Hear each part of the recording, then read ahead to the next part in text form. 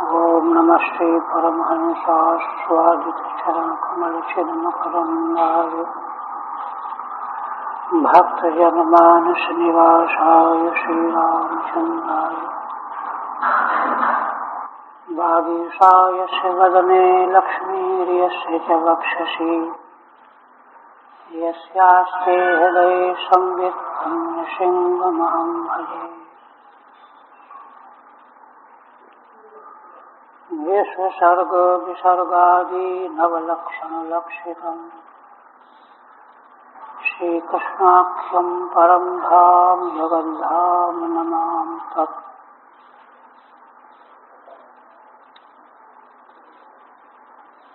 परम आदरणीय यति वृंद, भक्त वृंद एवं श्रोत वृंद, श्रीमद् भागवत के एकादश स्कंध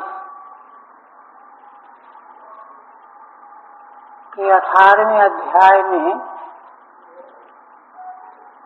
श्री भगवान के द्वारा उद्धव जी को वर्ण और चारों आश्रमों के धर्मों का विधिवत वर्णन किया गया और उस धर्माचरण का फल चित्त शुद्धि द्वारा भगवत प्रीति उत्पत्ति होकर के परम निश्चय की प्राप्ति बने।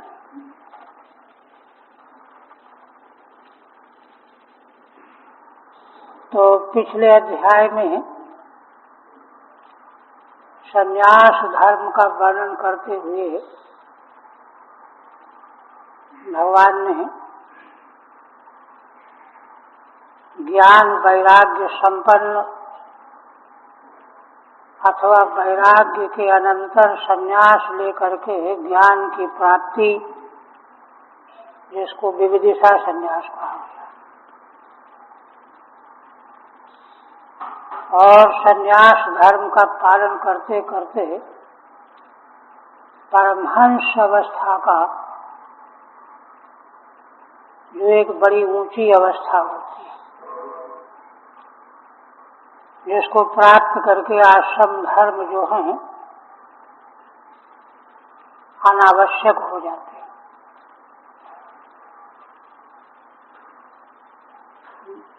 सामान्यतया तो वे बहुत आवश्यक हैं, उनकी उपेक्षा करने पर वांछित की प्राप्ति नहीं होगी, किंतु वांछित की प्राप्ति हो जाने के बाद वे अनावश्यक हो जाते हैं।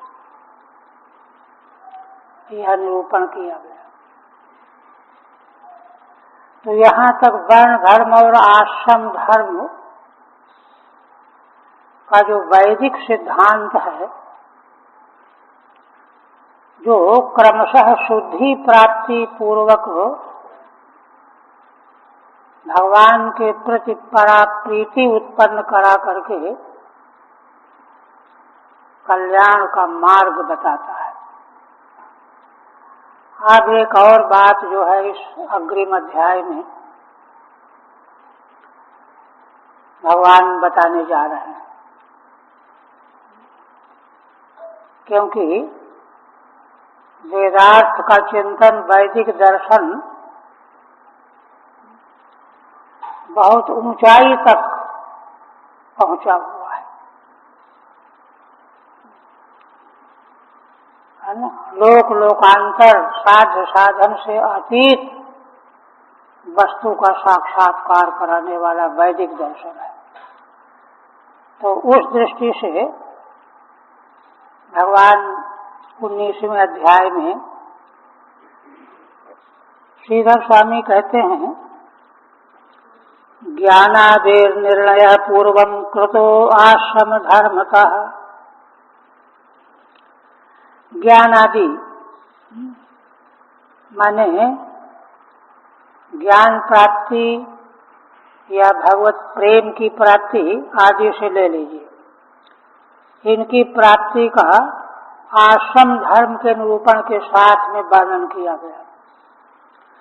वर्णाश्रम धर्म का पालन करने से ज्ञान प्राप्त हो जाएगा या भगवान का प्रेम प्राप्त हो जाएगा और उससे परम निश्चय सिद्ध हो जाएगा। किंतु अब आगे अत्रोन विंशतितमे ज्ञानादेश त्याग उच्यते। अब अग्रिम 19वें अध्याय में ज्ञान आदि साधन का भी त्याग कहा जाएगा। अंतिम वस्तु प्राप्त हो जाने पर अन्य साधन, देखिए आश्रम के धर्म तो रहते ही नहीं है, वो तो पहले कह चुके हैं। ज्ञान का भी त्याग करना पड़ता है। और देखिए वेद वर्णन करता है कि अगर ज्ञान का त्याग न किया गया तो बड़ी गड़बड़ी पैदा हो जाएगी।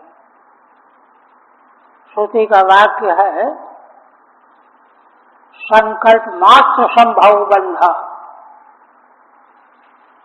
किसी प्रकार के संकल्प की उत्पत्ति होना ही बंधन का कारण है। केवल मोक्षापेक्षा काम संकल्पो बंधा, महावाक्य रत्नावली। इसलिए चरम अवस्था को प्राप्त करके निचले साधनों का त्याग तो है ही, ज्ञान का भी त्याग है। वेदांत निरूपण करता है कि जिस ब्रह्मात्मय की अभेद ब्रह्माकाराकारित वृत्ति उत्पन्न होकर के अविद्या का बाध करती है, अविद्या का उच्छेद करती है, उस वृत्ति का भी उच्छेद करना है। पीछे भी भगवान कह चुके हैं कि जैसे अरणि मंथन से प्रकट हुई अग्नि, जो काष्ठ जिससे अग्नि पैदा हुई है उसको जला करके राख बना देती है और स्वयं फिर समाप्त हो जाती है। ऐसे ही देह, ज्ञान इंद्रियां, कर्म इंद्रियां, अंतःकरण, इनके द्वारा विचार रूप मंथन, गुरु के वाक्यों का श्रवण कर्ण इंद्रिय के द्वारा,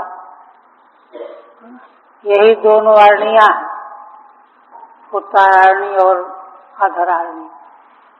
प्रवचन संधान वहां सब निरूपण किया गया। उससे जो अग्नि पैदा होगी तो वह उन अरणियों को भी जला करके भस्म कर देगी। जो इंद्रियां, देह, सूक्ष्म देह, इनको समाप्त कर देगी और स्वयं वह अग्नि भी शांत हो जाएगी। तो काष्ठ का संबंध जहाँ छूटा कि अग्नि बुझ जाती है। तो इस प्रकार से ज्ञान का भी त्याग होता है। एक ऐसी अवस्था आती है, तो उसको आज भगवान इस अध्याय में कहने जा रहे हैं। ज्ञानादेश त्याग उच्यते।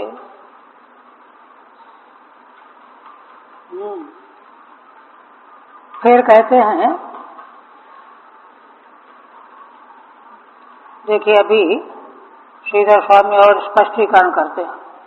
तदेवं तर्कतो बाधितो देहादि प्रपंच। श्रीधर स्वामी कहते हैं कि देखो, पूर्वोक्त प्रकार से जैसा भगवान ने उपदेश किया, तर्क के द्वारा देह आदि सारा जगत प्रपंच बाधित हो गया। तर्क से हम जान गए कि कुछ है नहीं, बाधित कर दिया। किंतु यावद अपरोक्षानुभवेन दिग्मोहादिरिव न लीयते।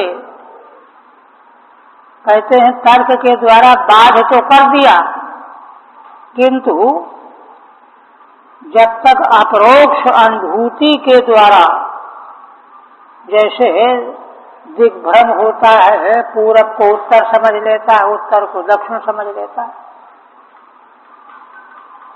ये जो विपरीत कल्पना है, समझ है, यह जब तक अपरोक्ष रूप में निवृत्त न हो जाए, न लियते लीन हो जाना चाहिए। माने इसका मतलब क्या हुआ कि देहादि समग्र प्रपंच दिखना बंद हो जाए, लीन होना चाहिए। न लियते तावज ज्ञानाभ्यास, तब तक ज्ञान का अभ्यास जारी रखना पड़ेगा। इसलिए ब्रह्मसूत्र के साधनाध्याय में कहा है, आवृत्ति असकृत उपदेशात, बार बार जो है तत्व चिंतन की आवृत्ति करते रहो, क्योंकि अनेकों बार उपदेश किया गया है। तब तक अभ्यास, उससे क्या होगा, तब जाकर के ततो मुक्ति ही इत्युक्तम, तब मुक्ति प्राप्त होगी। लगे रहो लगे रहो लगे रहो। हाँ, उसकी सीमा कहाँ तक है, अपरोक्ष अनुभूति पर्यंत। आदेहांतात क्वचित ख्याति, पीछे अध्याय में भगवान ने कहा है परमहंस की स्थिति का वर्णन करते हुए कि उनको कोई देह का ध्यान नहीं रहता। हाँ, खाने पीने नहाने के समय में ध्यान आता है कभी, तो भी बाधित वृत्ति बनी होने से वो समाप्त हो जाता है।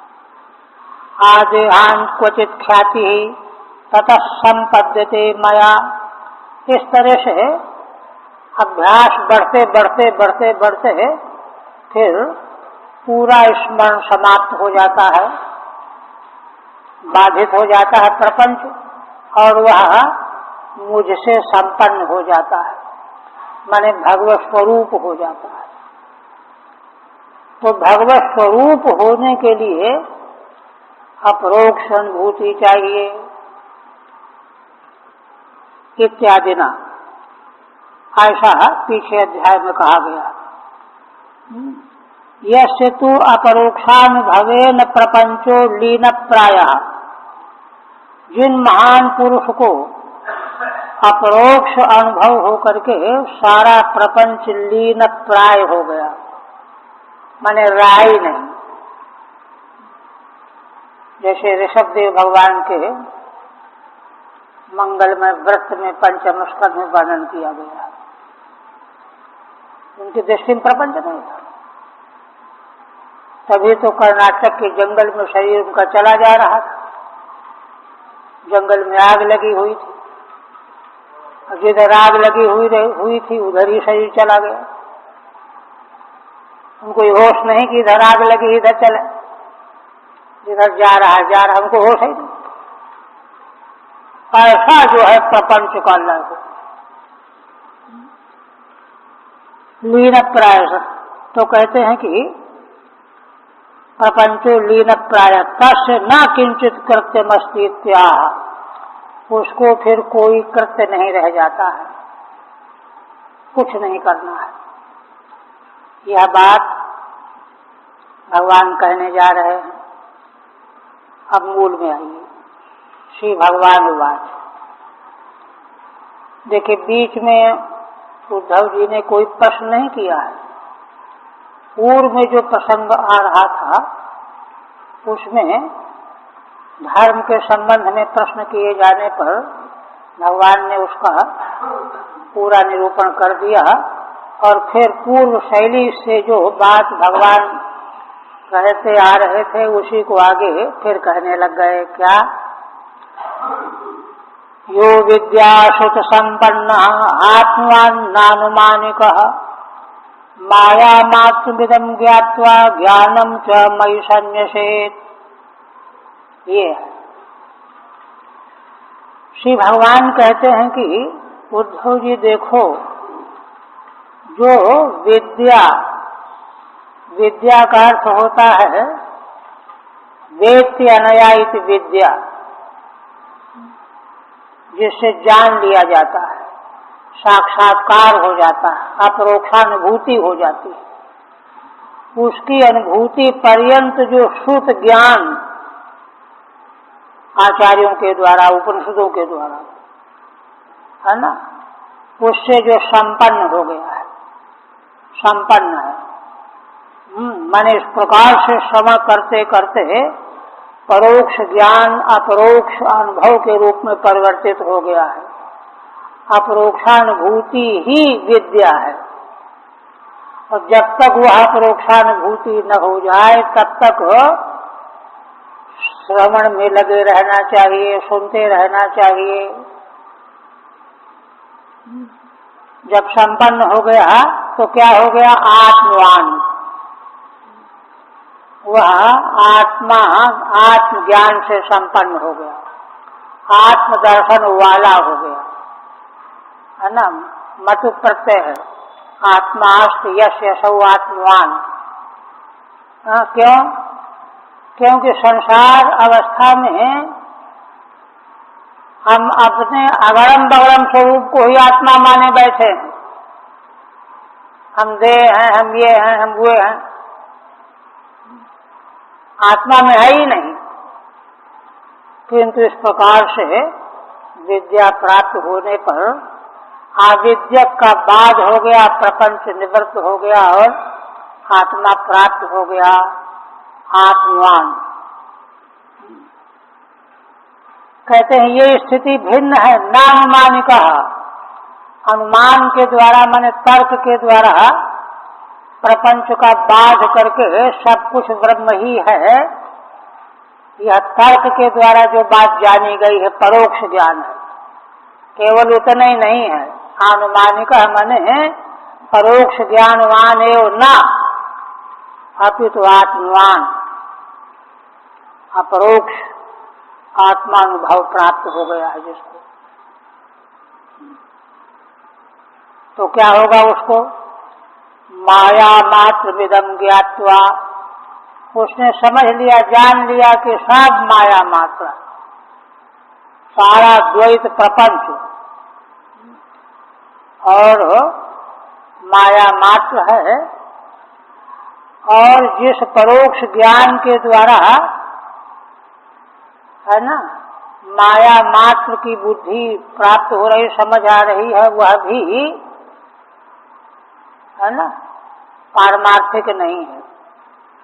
ज्ञात्वा ज्ञानम च मयि सन्न्यसेत, माने इस प्रपंच जात को और ज्ञान को भी माया मात्र देखता हुआ मयि सन्न्यसेत, भगवान में ही इनको भी अर्पण कर दे, डाल दे, संन्यास कर दे।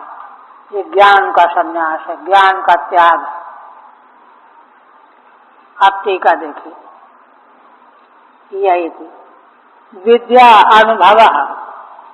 विद्या शब्द का अर्थ है अनुभव, अपरोक्ष अनुभूति। तत्पर्यंतेन श्रुतेन संपन्न, अनुभव पर्यंत जो श्रवण करता रहा है निरंतर श्रुतियों का, आचार्यों के उपदेश का, और सुनते सुनते जिसको अनुभव हो गया, विद्या प्राप्त हो गई, श्रुतेन संपन्न अतएव आत्मवान, इसलिए अनुभव वाला हो जाने से आत्मा वाला हो गया। माने प्राप्तम प्राप्तात्म तत्व, आत्म तत्व उसको अब प्राप्त हुआ है। अभी तक तो अगड़म बगड़म अपने को जानता रहा। नानुमानिका, केवल अनुमान के आधार पर प्रपंच को मिथ्या नहीं कहने वाला नहीं, है ना। केवल परोक्ष ज्ञानवान न भवति, केवल परोक्ष ज्ञान तो है, श्रुति से जैसा सुना गया है वैसा बोल रहा है, अनुभूति नहीं है, वो नहीं। कहीं कहीं पर श्रीधर स्वामी कहते हैं कि नानुमानिका में ना नहीं है, आत्मान अनुमानिका है, ऐसा जो है पाठांतर है। तो कहते हैं कि अगर ऐसा पाठ हो तो भी अर्थ लग जाएगा। क्या लग जाएगा? अनकार पाठे प्राग श्रुति अनुकूल तर्क तो निर्णितार्थ इत्यर्थ। उसका अर्थ हो जाएगा कि पहले श्रुतियों के द्वारा जो अर्थ निश्चित किया गया है उसको तर्क रूप मनन के द्वारा पक्का करके निधिध्यासन में स्थित हो गया। इसीलिए श्रवण मनन निधिध्यासन तीनों को अंतरंग साधन कहा गया है। श्रवण किया, फिर उसमें संदेह आया तो तर्क पूर्वक उसका मनन किया और संभावना विपरीत भावना की निवृत्ति कर ली, इसलिए अनुमान भी उपयोगी हो गया। और तब जो है निधिध्यासन में स्थित हो गया। नितराम स्थिति ही निधिध्यासनम, ऐसा उसी को कहते हैं यहाँ पर निर्णीतार्थ इत्यर्थ। निर्णीत अर्थ हो गया, निधिध्यासन में आ गया। स इदम द्वैतम तन्निवृत्त साधनम च, उसको फिर क्या करना है, इस द्वैत प्रपंच को और उसकी निवृत्ति का साधन जो ज्ञान है, जिस ज्ञान के द्वारा उसने इसको मिथ्या जाना है, बाज किया है ना, क्या मई माया मात्र मिति ज्ञात्वा, यह दोनों भगवान में माया मात्र है ऐसा जान करके, माया मात्र समझ करके, ऐसा जान करके ज्ञानम च तत्साधनम संन्यसेत, ज्ञान और ज्ञान के साधन जो ये करो इन सबों का त्याग कर दे, संन्यास कर दे। अयमेव विद्युत संन्यासो नाम, इस संन्यास का नाम विद्युत संन्यास। इसमें गुरु की अपेक्षा नहीं होती है, विविदिशा संन्यास में गुरु जरूरी होता है। अच्छा, अब ये अवस्था जो भगवान वर्णन कर रहे हैं, इसका उत्पादन अब करने जा रहे हैं, क्योंकि यह बात जो है जब तक हृदयंगम नहीं होगी समझ में नहीं आएगी। कहते हैं कि भाई देखो, बात असल में ये है, ज्ञानिनस्तो तु अहमे वेष्टः स्वार्थो हेतुश्च सम्मतः, जो अनुभवात्मक ज्ञान जिसको प्राप्त हो गया है परोक्ष ज्ञान के बाद, उसको केवल मात्र मैं परमात्मा ही इष्ट रह गया हूं, मैं ईश्वर परमात्मा ही उसका इष्ट हूं। इष्ट माने अभिलषित, इच्छा का विषय, स्वार्थ और अपना वास्तविक अभिप्रेत, हेतु माने साधन, जिस साधन से अपना इष्ट प्राप्त हो, अपना परमार्थ सिद्ध हो, उसको हेतु कहते हैं। तो देखिए, ज्ञान की अवस्था का वर्णन भगवान कर रहे हैं। अपरोक्ष ज्ञान की अवस्था में साधन भी भगवान ही हैं और स्वार्थ रूप जो फल मिल रहा है वह भी भगवान ही है और इष्ट भी भगवान ही। इतने ही नहीं, कहो कि मान लो उसके मन में आया कि लोग स्वर्ग पाने के लिए साधन करते हैं, तो कहते हैं उसके लिए देखो स्वर्गश्चैवाप वर्गश्च, है ना, उसका स्वर्ग भी भगवान ही है, अपवर्ग माने मोक्ष भी भगवान ही है। कुल मिला करके तात्पर्य है नान्यो अर्थो मद्रते प्रिय। भगवान कहते हैं कि उसको मुझको छोड़ करके लोक लोकांतर की कोई वस्तु प्रिय नहीं रह जाती। ये अपरोक्षानुभूति का परिणाम बता रहे हैं भगवान,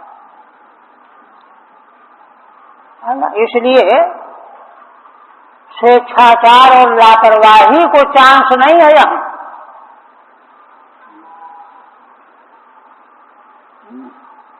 उसको कोई दूसरी वस्तु प्रिय ही नहीं होती। रहना सहना, खाना पीना, आना जाना, व्यवहार, मिलना जुलना, इसकी प्रियता का तो नामो निशान भी नहीं है। ये वस्तु ठीक है।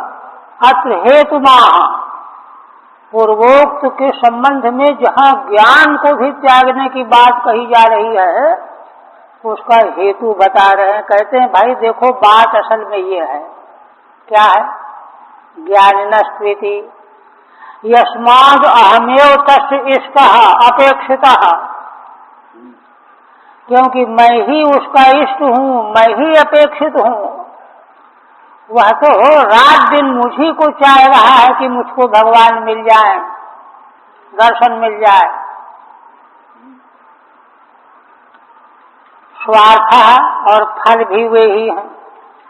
हेतु मने तत्साधनम च, और जिन साधनों के द्वारा फल प्राप्त होता वो साधन भी मैं ही। तो सम्मतः स्वर्गो अभ्युदयस्तु, स्वर्ग अभ्युदय का नाम है। बेहतर स्थिति अपवर्ग संसार निवृत्तिश्च, संसार की निवृत्ति भी भगवान ही। अतः तस्य न प्राप्यम कृत्यम वा किंचिदस्ति इत्यर्थः। इसलिए कोई वस्तु प्राप्त करने के लिए या कुछ करने के लिए उसके लिए रह नहीं जाती है, इसलिए साक्ष्य है ये अभिप्राय। देखिए, इसीलिए भगवान के प्रति परा प्रीति है ना, इसका असल में क्योंकि इसमें तो और सघनता बढ़ती जाती है, इसको छोड़ने की अपेक्षा नहीं होती। आगे और देखिए, ज्ञान विज्ञान संसिद्धा पदम श्रेष्ठम विदुर्मम, ज्ञानी प्रियतमो तो में ज्ञाने नाशो विभर्ति माम। भगवान कहते हैं कि जो ऋषि मुनि साधक ज्ञान विज्ञान के द्वारा क्रमशः पहले परोक्ष ज्ञान, शास्त्रीय ज्ञान, फिर अनुभवात्मक ज्ञान विज्ञान, इनके द्वारा जो परम सिद्धि को प्राप्त हो चुके,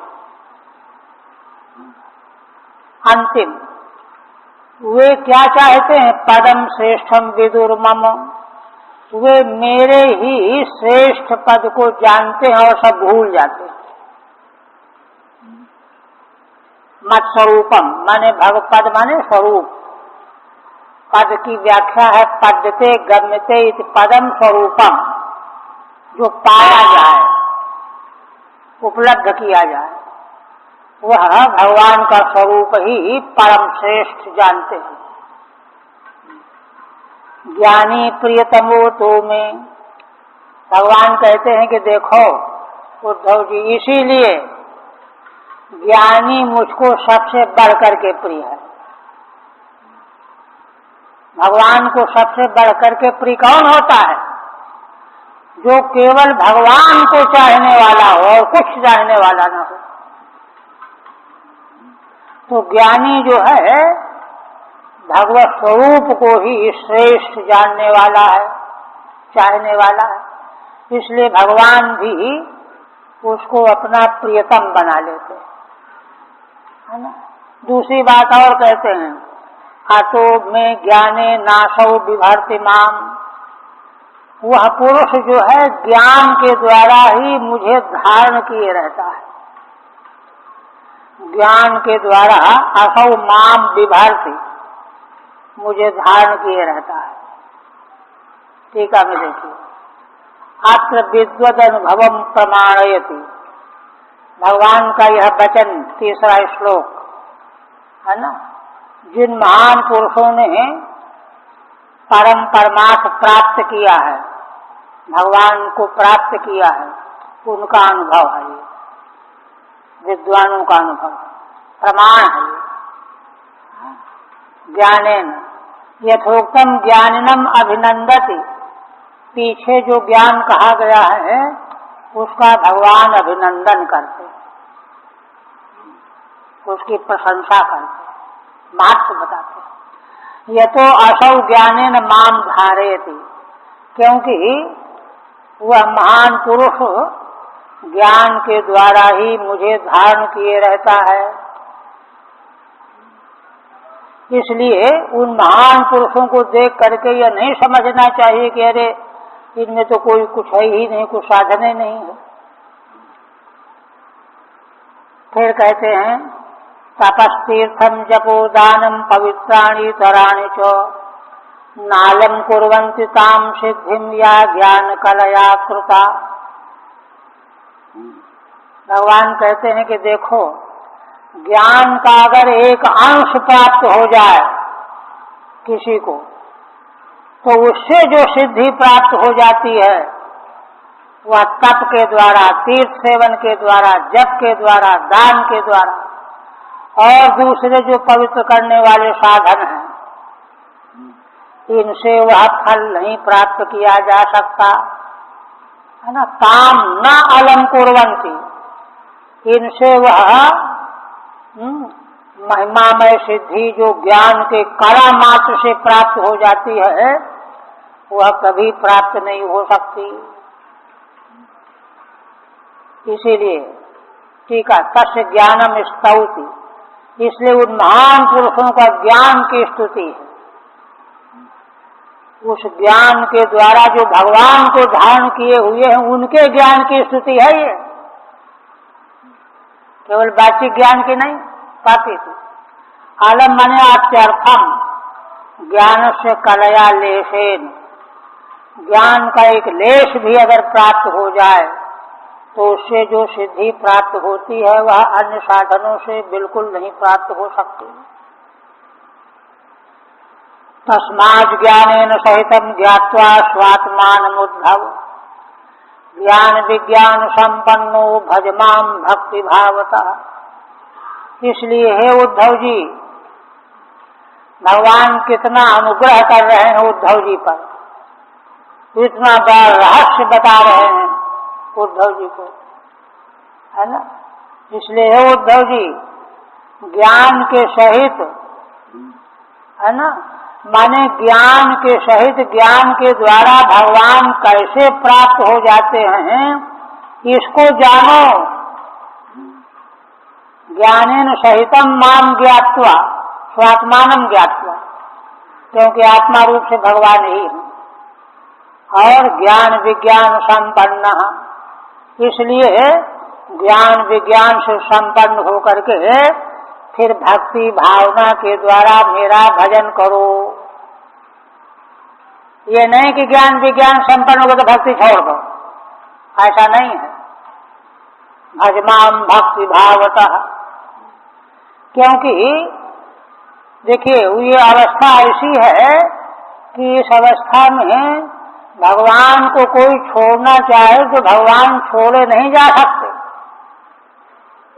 हृदय से निकल ही नहीं सकते, ऐसा है। भगवत प्रीति की महिमा है। कथाकार सुनाते हैं ना कि कोई गोपी जो है ध्यान कर रही थी कि भगवान का ध्यान उससे भूलता ही नहीं था, तो घर का काम सब चौपट हो रहा है, तो यमुना के तट पर ध्यान करने नारद जी ने देखा, तो उसने कहा, नारद जी ने कहा किसका ध्यान कर रही है गोपी?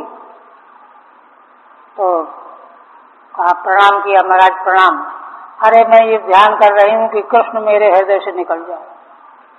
अब लो, नारद जी आश्चर्यचकित हो गए कि देखिए करोड़ों जन्मों से साधन करते करते भगवान हमारे हृदय में आ जाए, एक क्षण के लिए नहीं आते, और ये भगवान को हटाना चाहते, तो भगवान हट ही नहीं सकते, ये वस्तु स्थिति है ये। इसलिए भजमाम भक्ति भावता। तभी तो देखिए मधुसूदन सरस्वती जैसे महान विद्वान कृष्णात् परम किमपि तत्व हम न जाने, और भी कई वचन उनके हैं। ये है ठीक है, ज्ञानेन सहितम तत्पर्यंतम यथा भवति तथा ज्ञात्वा तत्संपन्न सन मामेव भज। ज्ञान के सहित उसके अंतिम शिरोभाग में पहुंच करके जैसे भगवान जाने जाते हैं उससे संपन्न होकर के मेरा ही भजन करने में लग जाओ। अन्यत् सर्वम त्यज इत्यर्थ, और सब छोड़ दो। फिर कहते हैं ज्ञान विज्ञान यज्ञेनो मामिष्ट्वात्मानमात्मन सर्वयज्ञपति माम वै संसिद्धिम मुनयो गमन। कहते हैं कि देखो, परंपरा को, संप्रदाय की परंपरा को प्रमाण दे रहे हैं। ज्ञान विज्ञान रूप यज्ञ से संपन्न माम इष्ट्वात्मानमात्मन, ऋषि लोग, ज्ञानी लोग अपने आत्मा में ज्ञान विज्ञान रूपी यज्ञ के द्वारा मेरी ही आराधना करते रहते हैं।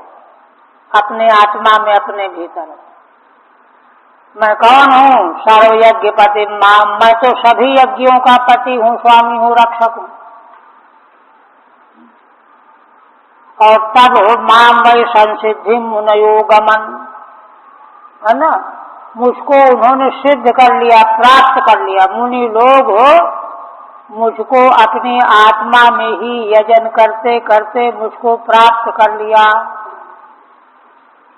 वही कहते हैं टीका में, तस् प्रत्याथम पूर्वेषाम वर्तमा, है ना, विश्वास दिलाने के लिए पूर्व के ऋषियों का व्रत भगवान उल्लेख कर रहे हैं। मामेव संसिद्धिम प्राप्ता, है ना, मुझको ही प्राप्ति रूप संसिद्धि को प्राप्त हुए ऋषि लोग। अच्छा, अब वह ज्ञान का स्वरूप है क्या, जिसको प्राप्त करके माने भगवान भरपूर रूप में प्राप्त हो जाते हैं, संसिद्धि हो जाती है। वह ज्ञान है, होता कैसा है, उसका स्वरूप क्या है, आप आगे बता रहे हैं। कहते हैं देखो उद्धव जी,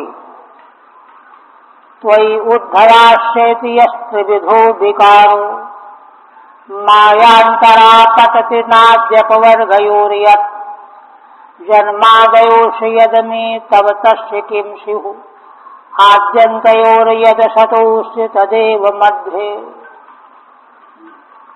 ये ज्ञान है, अनुभवात्मक ज्ञान। कहते हैं कि देखो हे उद्धव जी, त्वयि यह त्रिविधो विकारः आश्रयति, तुम सोचो, चिंतन करो, तुम में, अपने में, माने अपनी आत्मा में, अपने में, तुम में, स्वयं में तीन प्रकार का विकार, आध्यात्मिक, आधिदैविक, आदि भौतिक। शरीर पांच भौतिक है, आदि भौतिक। आध्यात्मिक इंद्रिया अंतःकरण, आधिदैविक सूर्य आदि देवता इंद्रियों को अनुग्रहित करने वाले। ये तीन प्रकार का विकार, है ना, जो तुम में, अपनी आत्मा में जो प्रतीत हो रहा है, आश्रित बना हुआ है। यह क्यों प्रतीत हो रहा है?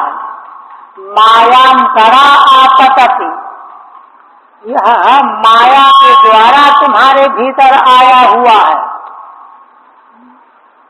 है ना, माइक है यह, माया के मध्य का यह परिणाम है ना। इसके पहले यह नहीं था, केवल तुम अकेले थे, और यह समाप्त होने पर भी यह नहीं रहेगा, फिर भी तुम केवल अकेले रहोगे। नाद्यपवर्गयोर्यत्, पहले नहीं था, अपवर्ग माने समाप्त होने पर भी नहीं रहेगा, जो नहीं रहेगा। यह तो बीच में माया से ही आ गया है, प्रतीत हो रहा है। अच्छा, जिसमें प्रतीत हो रहा है, देखिए, जो प्रतीत हो रहा है तुम्हारी आत्मा में, वह भी सही नहीं है। क्यों? क्योंकि वह भी क्षय भाव विकार से आपन्न है।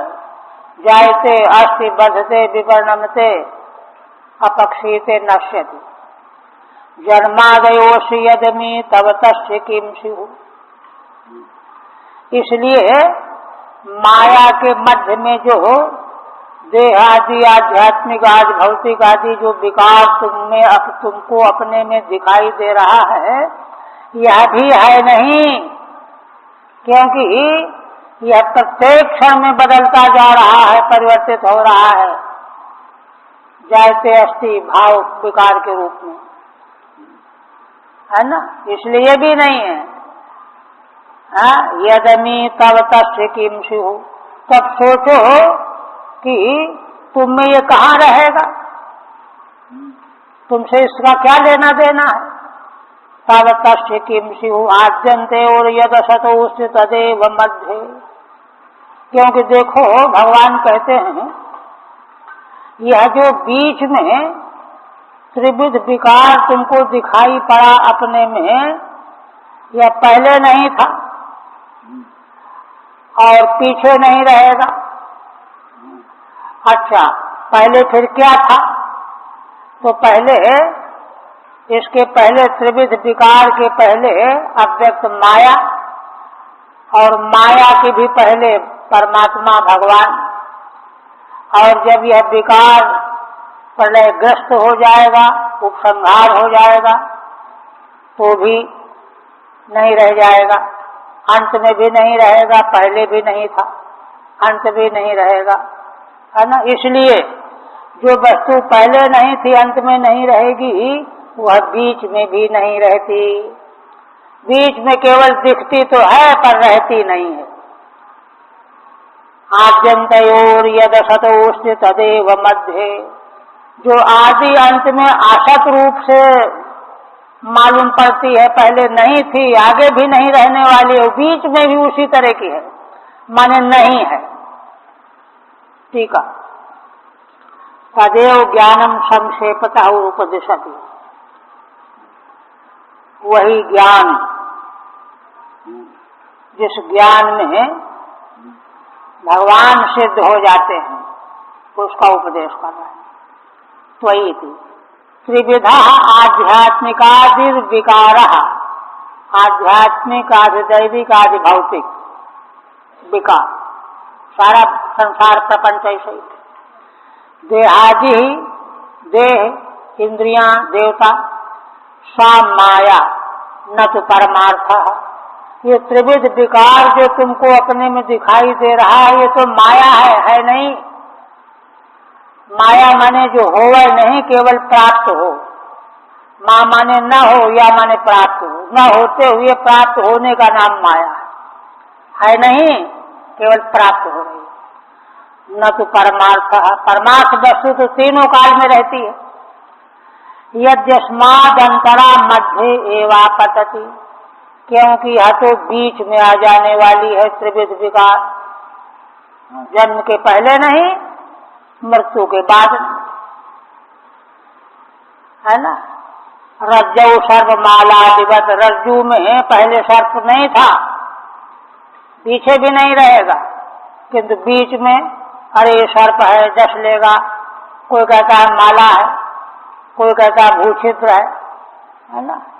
तो रज्जू में जैसे सर्प माला आदि न पहले थे न आगे रहेंगे, वैसे बीच में भी नहीं है। नाद्यपवर्गयो न त्वादावन्ते चास्ति, आदि में और अपवर्ग माने नाश के बाद नहीं रहने वाले हैं, है ना। न त्वादावन्ते चास्ति, और आदि अंत में नहीं, दिखाई देने के पहले नहीं और लुप्त होने के बाद नहीं। अतो यद यदा अस्य विकार से अमी जन्मादयः, इसीलिए उद्धव जी यह जो त्रिविध विकार देहादि जो है, इसका जन्म लेना, अस्तित्व में आना, बढ़ना, तदा तस्य तवाधिष्ठान भूतस्य किम, तो इस से जो है तुम तो इसके अधिष्ठान हो, तुम में ये आया और गया, तुम्हारा तुमको इससे क्या लेना देना है, तुम्हारा इससे क्या है ना। तस्य तवाधिष्ठान भूतस्य किम, तुम तो इसके अधिष्ठान हो। न किंचित इत्यर्थः, माने तुमको अपने से कुछ भी इससे लेना देना नहीं है। ननु तस्यापि वस्तुतो न सन्ति तस्या सत्वादित्याः। अच्छा, एक बात और कहते हैं, तस्यात् माने विकार के भी नहीं, त्रिविध विकार के भी नहीं है ना। तस्यात् वस्तुतः न सन्ति तस्या सत्वादित्या। क्यों? क्योंकि उसका अस्तित्व ही नहीं है। कैसे? आद्यन्तयोरिति असतः सर्पादेह आद्यन्तयोर यदस्ति। असत जो सर्प आदि दिखाई दे रहे हैं हमको रज्जू में, पहले तो नहीं था, है ना। पहले तो रज्जू थी, अब सर्प दिखाई दिया है। बाद में भी रज्जू रहेगी, सर्प नहीं रहेगा। आद्यंत में नहीं है, इसलिए बीच में भी नहीं है। सर्पादि आद्यंत और यदस्ति रज्जुआदि, आदि अंत में रज्जू थी, रज्जू रहेगी। तदेव मध्येपि, इसलिए वही रज्जू मध्य काल में भी है। न तो सर्पादि, सर्पादि नहीं है। जैसे यह दृष्टांत है, तद्वद अयम विकारो नास्ति इत्यर्थः, उसी प्रकार से यह विकार है ही नहीं। देखिए, जो माने अपरोक्ष अनुभूति, जो परोक्ष ज्ञान के अनंतर का ज्ञान बताया जा रहा है, इसको पक्के रूप में यह समझना है कि बीच में भी नहीं है। ईशो गौड़पादाचार्य जी ने कहा, नावरोधो न चोत्पत्ति न बद्धो न च साधकः न मुमुक्षु न वै मुक्तो इत्येषा परमार्थता न जायते। ये है तद्वद अयम विकारो नास्ति इत्यर्थः, उसी प्रकार से यह विकार है ही नहीं। जो है ही नहीं उसको व्यर्थ में कल्पना करते हो, चिंतन करते हो, रोते धोते हो। यद आठवां आद्यन्तयोर यदस्ति तन मध्येप्यस्ते हो। दूसरी व्याख्या करते हैं सीधा स्वामी। देखिए, सर्प की प्रतीति के पहले जो वस्तु थी रज्जू, सर्प की प्रतीति नष्ट होने के बाद जो वस्तु रहेगी रज्जू, वही बीच में भी है। आद्यन्तेव यदस्ति तन मध्येप्यस्तेव, वही तो मध्य में भी है। न तस्य जन्मादयः, इसलिए जन्मादि कहाँ से आए? बीच में जो दिखने वाली बात आई वो है कहाँ? अस्तित्व ही नहीं है। न तस्य जन्मादयः, ये तो कारिकाकार है। न चोत्पत्ति, उत्पत्ति ही नहीं। न तस्य जन्मादयः संति अतः स्वम निर्विकारम ब्रह्म इति, इसलिए तुम निर्विकार ब्रह्म ही हो। ये अनुभूति ज्ञान है। अब यह सुन करके उद्धव जी आश्चर्यचकित हो गए और कहने लगे कि भगवान, बड़े प्रभावित हो गए। इतना दिव्य ज्ञान ये सब जगह तो मिल नहीं सकता, न सबको बताया जा सकता है। इसको सुन करके उद्धव जी कहने लगे, भगवान, ज्ञानम विशुद्धम विपुलम यथैतत् वैराग्य विज्ञान युतम पुराणम आख्याहि विश्वेश्वर विश्वमूर्ते त्वद्भक्त योगम च महद विमृग्यम। उद्धव जी कहते हैं कि अरे भगवान,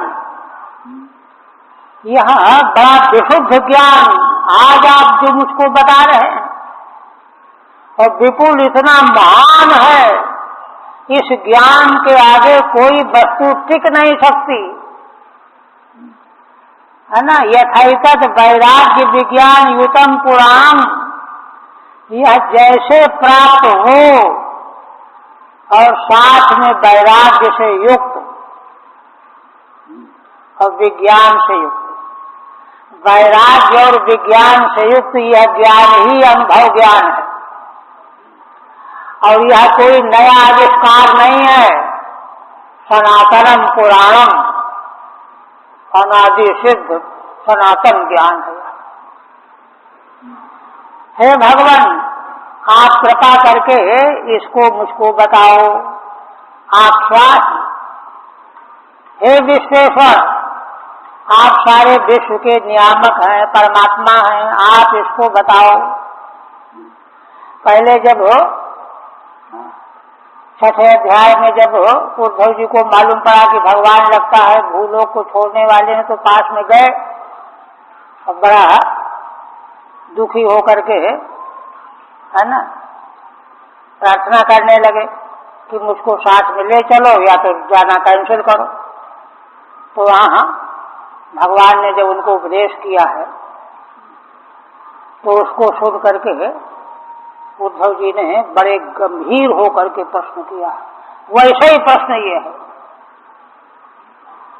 कि यह ज्ञान जैसे मुझको प्राप्त हो वह आप बताओ। उसी तरह से कह रहे हैं, हे विश्व मूर्ति, सारा विश्व तो आपकी मूर्ति है, आप ही विश्व के ईश्वर माने निमित्त कारण होने से नियामक हैं और स्वयं उपादान कारण होकर के विश्व रूप में प्रकट हो रहे विश्व मूर्ति भी हैं। ऐसे आपके प्रति भक्ति योग भी बताइए। ऐसे आप जो भगवान विश्व के ईश्वर हैं, विश्व रूप हैं, मूर्ति हैं, ऐसे आपका द्वारा यह ज्ञान मुझे मालूम पड़े एक, और वह भक्ति योग भी तद्भक्ति योगम च महद्विमृग्यम, जिस भक्ति योग को बड़े बड़े ढूंढते रहते हैं ब्रह्मा आदि शिव आदि, वह भक्ति योग भी मुझको बताइए। देखिए, उद्धव जी को ऐसा लगा कि भगवान इस समय जो उपदेश कर रहे हैं ये तो पहले के ज्ञान से विलक्षण ज्ञान है, और भक्ति का जो उपदेश पहले भगवान ने किया उससे विलक्षण स्वरूप है। क्योंकि ज्ञानी भक्त भगवान को बहुत प्रिय है ना, ज्ञानी भक्त विशेष प्यारा। श्रीमद् भगवद गीता में भी ज्ञानी तो आत्मैव मतम, तो कहते हैं वह भक्ति योग भी बताइए जिसको महान पुरुष ढूंढते रहते हैं, बड़ी मुश्किल से प्राप्त कर पाते हैं। तब कहते हैं, ठीक है, ज्ञानादेर विशेषम जिज्ञासु पृच्छति, ज्ञान विज्ञान वैराग्य और भक्ति इनके बारे में विशेष जिज्ञासा कर रहे हैं। ज्ञान में विशुद्धम एतज ज्ञानम, हे भगवान इतना विशुद्ध ज्ञान मैं आज तक कभी नहीं सुना। यह ज्ञान विपुलम माने निश्चितम, यथा भवति तथा कथयति, जैसे यह निश्चित रूप से मुझको प्राप्त हो जाए ऐसे आप इसका कथन करो कृपा पूर्वक। और महद्भिर ब्रह्मादि विमृग्यम, आप अपना भक्ति योग का स्वरूप बताओ जिसको ब्रह्मा आदि भी ढूंढते रहते हैं कि भगवान की भक्ति हमको मिल जाए। देखिए, इस तरह से जब उद्धव जी ने पहले सामान्य शब्दों में प्रश्न किया, पूछा, किंतु इसके बाद वे दीन हो गए। भगवान को प्रसन्न करने के लिए दीनता बहुत जरूरी है ना। तुम स्वयं बड़े जो है ज्ञाता होशियार चालाक बन करके कोई चीज पूछना चाहोगे तो बात नहीं बनेगी। इसलिए क्या कहते हैं, कहते हैं कि भगवन् तापत्रयणाभिरतस्य घोरे संतप्य मानस्य भवाध्वनीशो पश्यामि नानिच्छरणं तवांघ्रि द्वन्द्वात् पत्रागमताभिवर्षा। माने उद्धव जी नेत्रों में अश्रु भर करके कहने लगे कि भगवान यह सारा संसार मैं भी 3 प्रकार के तापों से घायल बने हुए हैं, अभियत हैं, घायल हैं, है ना।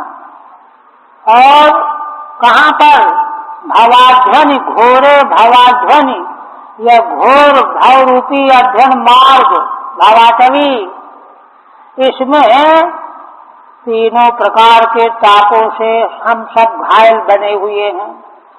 अब इतने नहीं कि घायल होकर के दवाई कर रहे हैं, लगातार संतप्त हो रहे हैं। वह ताप अभी भी मिल रहा है, संतप्त मानस से निरंतरम। हे ईश्वर, मुझको दिखाई दे रहा है क्या? नानिक शरणम पश्यामि, आपके अलावा कोई भी शरण में लेने वाला नहीं है। किंतु आप तवांघ्रि द्वंद्वात पत्रादन्नताभिवर्षात्, हे भगवान, आपके चरण कमल ही, चरण कमल द्वंद्व ये आतपत्र के समान है। आतपत्र माने छत्ता, जो ताप से बचा दे। और जो अभिहत हो चुके हैं, घाव हो गया है, उसके लिए अमृत की वर्षा है ना। भगवान के चरण कमल तो छाता की तरह से अब ताप नहीं सताएगा, और भगवान के चरण कमल अमृत की वर्षा करने वाले हैं। अमृत की वर्षा हो जाने से जो घाव बने हुए हैं देह में, वे सब पूरे हो जाएंगे, खत्म हो जाएंगे। ऐसे आपके चरण कमलों के अलावा कोई आश्रय नहीं, शरण नहीं है, ये कह रहे हैं। ठीक है। महाविमृग्यत्वम एवं अभिनयना, भगवान के भक्ति योग को बड़े बड़े लोग ढूंढते रहते हैं, उसी को कह रहे हैं तापत्रयणा इति। क्यों ढूंढते हैं? कि चाहे जितने बड़े हो, लेकिन तापत्रय से अभिभूत सब है, ब्रह्मा आदि बचे नहीं। तापत्रयण अधिको हतस्य, तापत्रय के द्वारा वही आध्यात्मिक, आधिदैविक, आदि भौतिक, तीन तरह के ताप चारों ओर से हत हो चुके हैं।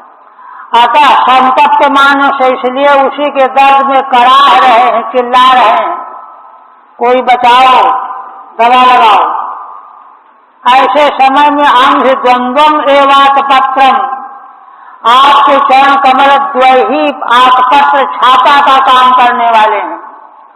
तस्मात् न केवलम आतपात्रातु, और कहते हैं आपके चरण कमल केवल आतप से बचाने वाले ही नहीं है, किंतु अमृतम अपि अभितो वर्षति यस्मात् यत्तस्मात्, आपके चरण कमल द्वंद्व जो हैं अमृत की वर्षा भी कर रहे हैं।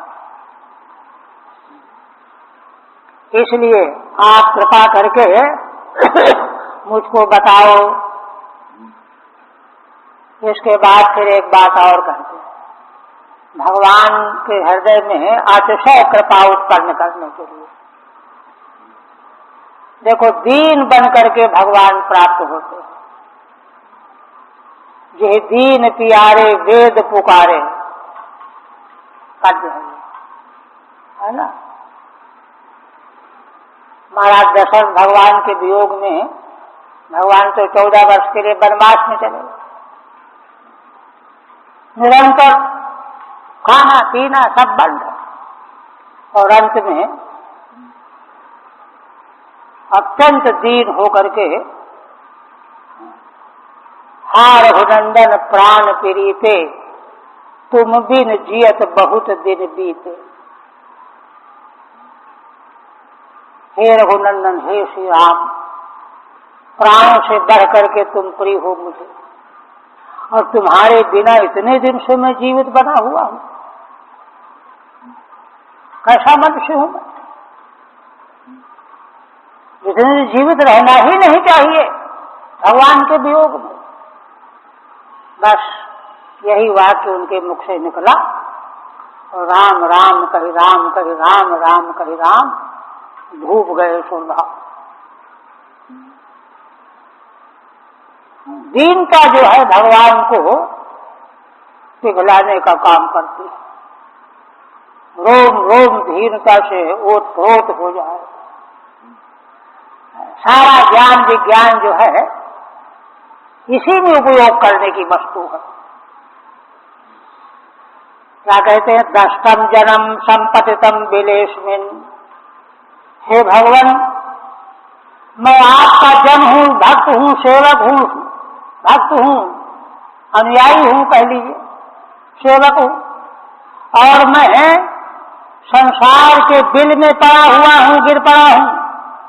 अस्मिन बिले संपतितम, संसार रूपी बिल में, संसार एक खोड़र है, बिल है, इसमें गिर पड़ा हूँ, आपका सेवक हूँ, दास हूँ। और किसने गिरा दिया? काला हिना, काल रूपी सर्प ने मुझको गिरा रखा है इस संसार रूपी बिल में, खोड़र में, है ना।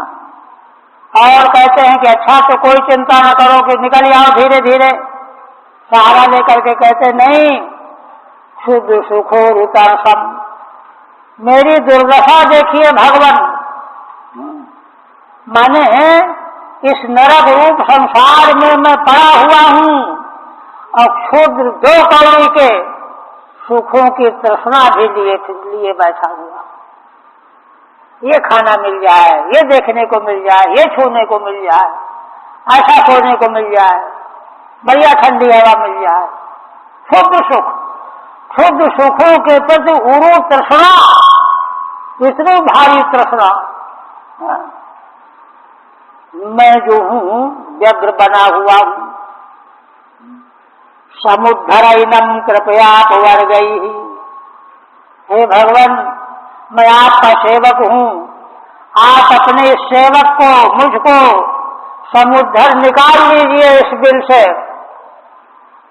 बाहर कर लीजिए, कृपया, कृपा पर, कृपा करके, कृपा पूर्वक, कृपया एनम समुद्धर, है ना। और कैसे? अपवर्गीय बचो भी, मोक्ष देने वाले जो आपके वाणी के वचन हैं, वाक्य हैं, उनके द्वारा आप मुझको सींच दीजिए, आसिंच, माने भगवान के मुखारविंद से मोक्ष देने वाले जो वाक्य हैं, वेद वाक्य हैं, श्रुति वाक्य है, वचन है, सिद्धांत वाक्य हैं, उनको बोलने से अमृत का जैसा सुख मुझको मिल जाएगा, मैं तर हो जाऊंगा, ठंडक आ जाएगी, जो विश्व व्याकुलता बनी शांत हो जाएगी। आसिंच महानुभावो, आप महान प्रभावशाली हैं भगवान, आप कृपा करके ऐसा कर दो। ठीक है, आप कृपा उत्पादयन्ना। देखिए उद्धव जी उत्तरोत्तर इतने विह्वल हो गए, भगवान के हृदय में अतिशय कृपा उत्पन्न करने के लिए दीनता की पराकाष्ठा, दीन बन गए। दष्टमिति अस्मिन बिले संसार कूपे पतितम, इस संसार रूपी कुएं में, बिल में, बिले तो है, पड़ा हुआ हूँ, गिर पड़ा हूँ। तत्च काला हिना दस्तम, और यहाँ काल रूपी सांप ने दस लिया है, विष चढ़ा हुआ है। एवमपि शुद्ध सुखेश एव उरुह तरसह तृष्णा यस्य तम। देखिए ऐसा होने पर भी देखिए दुर्दशा का ध्यान नहीं, माने कैसे दुर्दशा में मैं पड़ा हुआ हूँ उसका ध्यान नहीं, फिर भी उसी संसार के विषयों की, क्षुद्र विषयों की तृष्णा को मैं उसको जो है बनाए हुए हूँ, ये खाने पीने देखने सुनने को मिल जाए, ऐसा नहीं, है ना। मेरे पतन की कोई सीमा नहीं है, तम दहिमाना, जल रहा हूं मैं, दहिमाना कथम समुद्धरणीय। अच्छा अगर तुम जल रहे हो तो तुम्हारा उद्धार कैसे किया जा सकता है? इच्चेत तत्रा, उस पर कहते हैं आप वर्गयी, आप वर्ग बोध कई वाकम मृतई आशिंचेति, आप वर्ग का बोध कराने वाले जो आपके वाणी रूपी अमृत, उनके द्वारा आप मुझको सींच दीजिए, ये प्रार्थना किया। इसके बाद भगवान जो है बोलने लगे।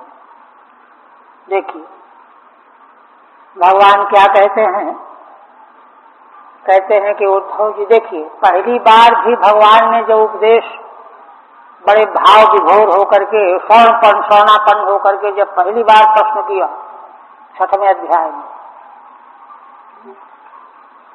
तो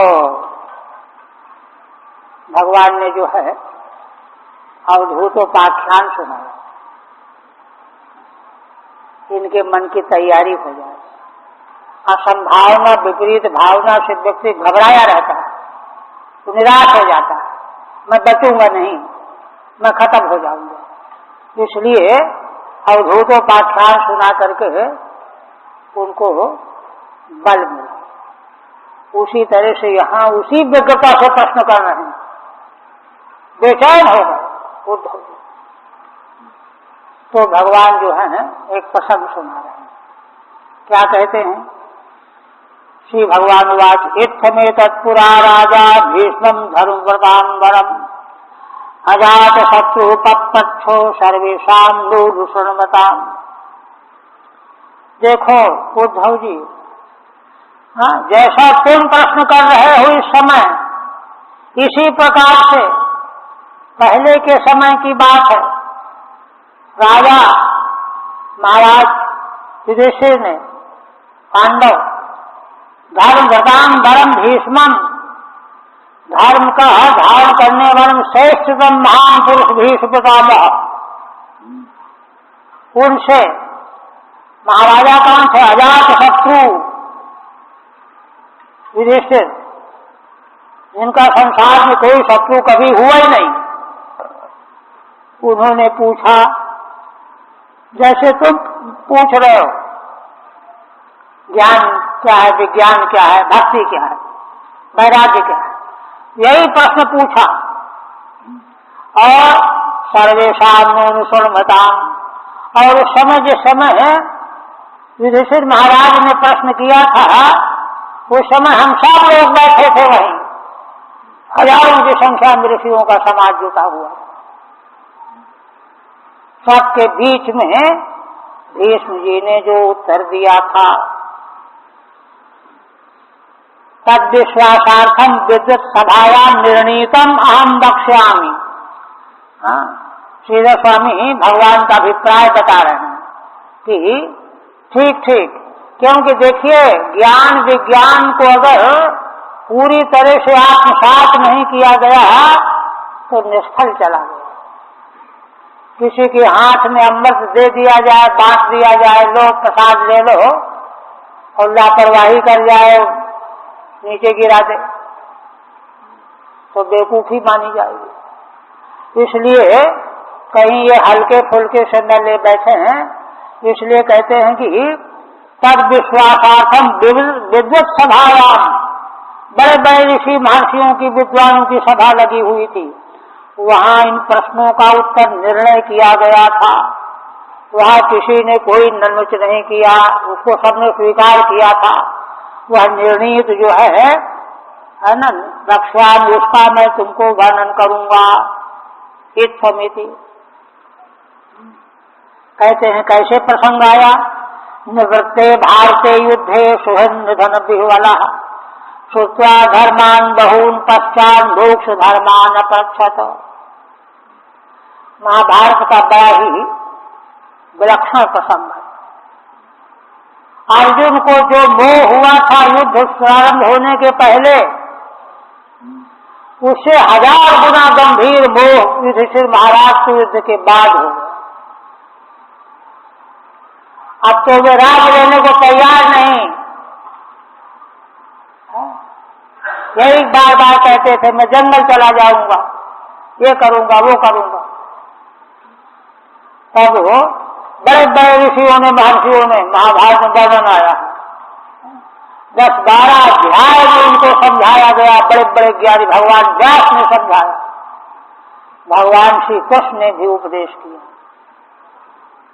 किंतु वहां आचार्य लोग बताते हैं कि भगवान तो असल में भीष्म जी की याद थी उनको, उनका समय भी उत्तरायण आने वाले थे, तो उनके पास ले जाना चाहते थे। इसलिए उन्होंने ऊपर ऊपर बता दिया, नहीं तो भगवान चाहे और व्यक्ति समझ न जाए, ऐसा कैसे हो सकता है? भगवान ने जानबूझ करके योजना बनाई कि भीष्म जी से उनको उपदेश दिलवाएंगे। वहीं ले गए, वहां जाकर के बहुत मार्मिक प्रसंग है। उनको देख करके भीष्म जी रोने लगे, सरसैया में पड़े हुए लेते थे, उठ तो सकते नहीं, रोने लगे। यहां भी संकेत प्रथम स्कंद में किया गया है। कितने भाव विवल हो गए, चरणों में सिर रख दिया और तब फिर जो है उपदेश आरंभ हुआ। सारे धर्मों का उपदेश सुन लिया। माने क्यों इतनी बड़ी मारकाट के बाद राज्य शासन मैं करूं, ये उनको पसंद नहीं आ रहा था। किंतु धर्म की ऐसी विवेचना जब सुनने को मिली कि नहीं, क्षत्रिय मात्र का धर्म ये है, तब बात समझ में आई। किंतु सारे धर्म, वैदिक परंपरा के धर्म जो हैं मोक्ष की ओर ले जाने वाले हैं। धर्म का एक एक अंग, एक एक अंश मोक्ष की ओर ले जाने वाला है। तो युधिष्ठिर महाराज ने फिर पूछा कि महाराज भगवान, ये सब धर्माचरण जो है मोक्ष की ओर कैसे ले जाएंगे? क्षत्रिय का युद्ध रूपी धर्म है, ये मोक्ष की ओर कैसे ले जाएगा? तो मोक्ष धर्म के संबंध जब प्रश्न किया, उस पर उसी को कह रहे हैं। निवृत्ते भारते युद्धे सुहन निधन विह्वला, अपने सुहृदों के निधन से विवल हो गए थे। श्रुत्वा धर्मान बहून पश्चात मोक्ष धर्मान अपरक्षत, उन्होंने बहुत सारे धर्मों के बारे में श्रवण किया, अंत में मोक्ष धर्म के बारे में प्रश्न किया। तान हम ते विधास्यामि देवव्रत मुखाच्छुकान, उन मोक्ष धर्म से संबंधित जो प्रश्न किए गए युधिष्ठिर जी के द्वारा, उनका उत्तर जो देवव्रत माने भीष्म पितामह के मुख से सब लोगों ने सुना और मैंने भी सुना, उन्हीं का मैं उन्हीं को उत्तर के रूप में तुमको बताऊंगा। ज्ञान वैराग्य विज्ञान श्रद्धा भक्ति वृंगितान, वे क्या हैं? ज्ञान क्या है, वैराग्य क्या है, विज्ञान क्या है और श्रद्धा भक्ति क्या है? इन चारों प्रकार के पदार्थों से उपवृंगित माने विश्लेषण से युक्त उन मोक्ष धर्मों को जैसा भीष्म जी ने वहां ऋषियों की सभा में संबोधित करके बताया, वैसा मैं तुम्हारे सामने वर्णन करूंगा, है ना। ज्ञानाद भी उपवृंगितान तत्सहिता नित्यर्थ, जिसमें ज्ञान वैराग्य विज्ञान श्रद्धा भक्ति का निरूपण किया गया है, वह सब तुमको मैं वर्णन करूंगा। बस।